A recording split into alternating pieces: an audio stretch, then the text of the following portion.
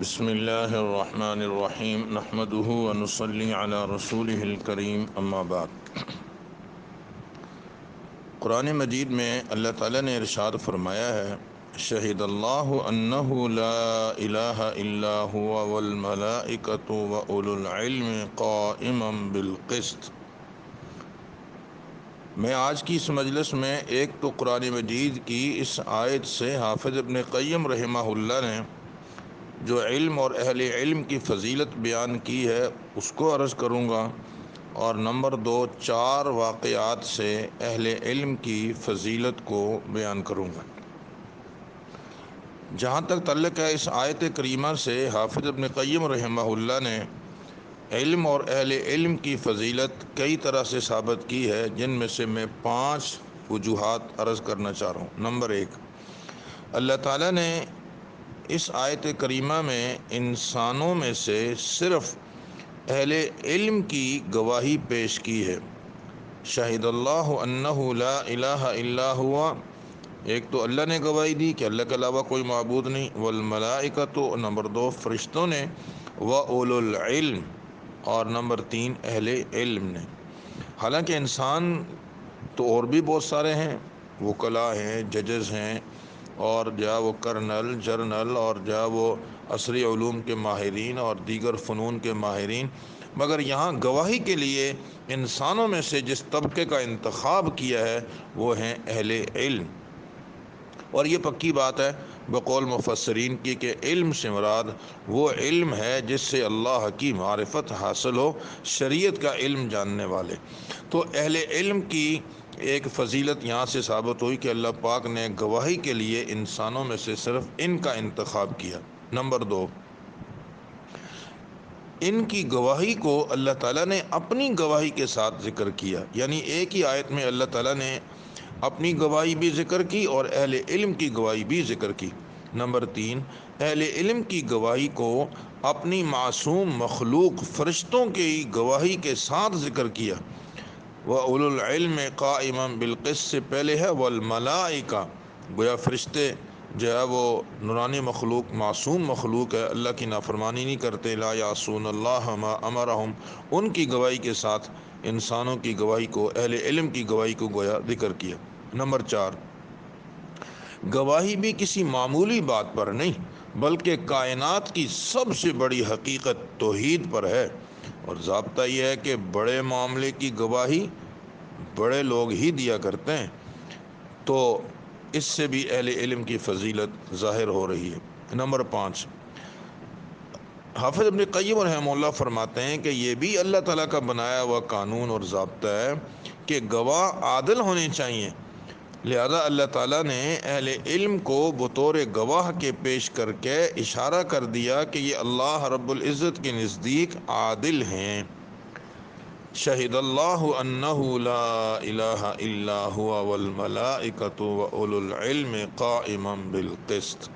دوسری جگہ ارشاد فرمایا، یرفع اللہ الذین آمنوا منکم والذین اوتوا العلم درجات، اہل علم کے بڑے درجات ہیں، اخروی اعتبار سے تو ان کے درجات ہیں ہی، دنیاوی اعتبار سے بھی اللہ تعالیٰ نے اہل علم کو بڑے درجات عطا فرمائے۔ میں اس سلسلے میں 4 واقعات عرض کرنا چاہوں گا۔ نمبر 1، مسلم شریف میں روایت ہے کہ مکہ مکرمہ کے گورنر تھے نافع بن عبد الحارث۔ نافع بن عبد الحارث کو حضرت عمر فاروق رضی اللہ تعالیٰ عنہ کے دور خلافت میں یہاں گورنر مقرر کیا گیا تھا۔ ایک مرتبہ حضرت عمر رضی اللہ تعالیٰ عنہ نے ارشاد فرمایا کہ میں فلاں دن مکہ مکرمہ آ رہا ہوں، تو حضرت نافع بن عبد الحارث اپنے ساتھیوں کو لے کر حضرت کے استقبال کے لیے مکہ سے باہر تشریف لے گئے، مقام عصفان تک چلے گئے۔ حضرت عمر رضی اللہ تعالیٰ عنہ سے جب ملاقات ہوئی تو حضرت نے ارشاد فرمایا، تم یہاں آ گئے ہو تو اپنے پیچھے اپنا نائب کس کو بنایا، خلیفہ کس کو بنا کے آئے ہو؟ تو حضرت نے جواب میں فرمایا کہ ابن ابزہ کو میں نے اپنا خلیفہ بنایا۔ تو حضرت عمر رضی اللہ تعالیٰ عنہ نے فرمایا، یہ ابن ابزہ کون ہے؟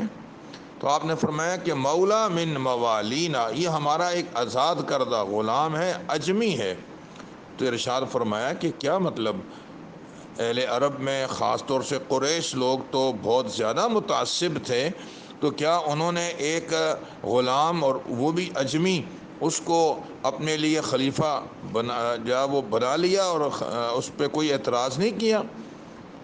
تو حضرت نافع بن عبد الحارث نے فرمایا حضرت ہے تو وہ آزاد کردہ غلام، لیکن اس کی خاص صفت یہ ہے کہ انہو قاری بکتاب اللہ عالم بالفرائض وقاض، وہ علم، اس کا کمال یہ ہے کہ وہ علم فرائض کا ماہر ہے، قاری قرآن ہے، وقت کا بہترین قاضی ہے، اس لیے میں نے اس کو جو ہے وہ اپنا نائب بنایا ہے اور لوگوں کو اس پر کوئی اعتراض نہیں۔ حضرت عمر رضی اللہ تعالیٰ عنہ کی آنکھوں میں آنسو آ گئے، ارشاد فرمایا لوگو، تمہارے نبی صلی اللہ علیہ وسلم نے سچ فرمایا، ان اللہ یرفع بہذا الکتاب اقواما ویضع بہ آخرین، کہ اللہ تعالیٰ اس کتاب کی برکت سے بہت سارے لوگوں کو عظمتیں عطا فرماتے ہیں، اور رب نے پہلے ہی فرما دیا یرفع اللہ الذین آمنوا منکم والذین اوتوا العلم درجات۔ ایک دوسرا واقعہ حضرت سالم رضی اللہ تعالیٰ عنہ، جو حضرت ابو حذیفہ کے آزاد کردہ یہ بھی غلام تھے، اور کمال یہ ہے کہ مسجد قباء کی امامت ان کے حوالے تھی، ہیں غلام، اور مقتدیوں میں فاروق اعظم رضی اللہ تعالیٰ عنہ جیسے جلیل القدر صحابہ کرام موجود ہوتے تھے، اور آپ نے ارشاد فرمایا 4 آدمیوں سے قرآن مجید سیکھا کرو، ان 4 میں ایک نام آپ نے حضرت سالم کا بھی لیا ہے۔ ایک تیسرا واقعہ حضرت ابو العالیہ، یہ بھی ایک آزاد کردہ غلام ہے۔ حضرت ابو العالیہ کے بارے میں آتا ہے کہ یہ حضرت عبداللہ ابن عباس رضی اللہ تعالیٰ عنہ کی مجلس میں تشریف لایا کرتے تھے، تو حضرت عبداللہ ابن عباس انہیں ہاتھ سے پکڑ کے اپنے ساتھ چارپائی پہ بٹھا لیا کرتے تھے، ممبر پر بٹھاتے تھے۔ تو قریش والوں کو بڑا غصہ آتا کہ بھئی یہ ایک اجمی اور آزاد کردہ غلام، اور ہم عرب یہاں موجود ہیں اور اس کو لا کر حضرت نے اپنے ساتھ بٹھا لیا۔ عبداللہ ابن عباس رضی اللہ تعالیٰ عنہ نے پہچان لیا کہ یہ لوگ اس طرح کا اعتراض کرتے ہیں، تو حضرت نے ارشاد فرمایا اس کو یہ مرتبہ اور مقام اس کے علم نے دیا ہے۔ میں آخری واقعہ عرض کر کے اپنی بات ختم کر رہا ہوں۔ حضرت عطا بن ابی رباح رحمہ اللہ، جو مکہ مکرمہ کے بہت بڑے محدث اور فقیہ ہیں، مگر یہ بھی ایک آزاد کردہ غلام تھے، اور ظاہری حلیے کے اعتبار سے مورخین نے ان میں جسمانی طور پر یوں سمجھے کہ 6 عیوب بیان کیے ہیں۔ نمبر 1، کانا اسود، یہ سیاہ فام تھے، آور، آنکھوں میں بھینگا پن تھا، افطس، ناک بالکل چپٹی ہوئی تھی جیسے لوبیا کا دانہ ہوتا ہے، اشل، ایک ہاتھ شل تھا، آرج، پاؤں میں بھی لنگڑاہٹ تھی، یعنی پاؤں سے لنگڑے تھے، اور ثم آما، اور آخری عمر میں آنکھوں کی بینائی بھی چلی گئی تھی، لیکن اللہ نے ان کو علم کے بنیاد پہ اتنا بڑا مرتبہ اور مقام عطا فرمایا کہ حج کے زمانے میں وقت کا بادشاہ سلیمان بن عبد الملک پوچھنے لگا کہ مجھے حج کے مسائل معلوم کرنے ہیں، یہاں کوئی عالم ہے؟ کسی نے کہا حضرت موجود ہیں اندر حرم میں بیٹھے ہوئے ہیں۔ تو حضرت اندر گئے، دیکھا کہ ایک کرسی پر ایک صاحب تشریف فرما ہیں اور نماز پڑھ رہے ہیں۔ بہت دیر تک انتظار کی، جب حضرت نے سلام پھیرا تو پیچھے مڑ کر دیکھا کہ وقت کا بادشاہ بیٹھا ہوا ہے، سلیمان بن عبد الملک۔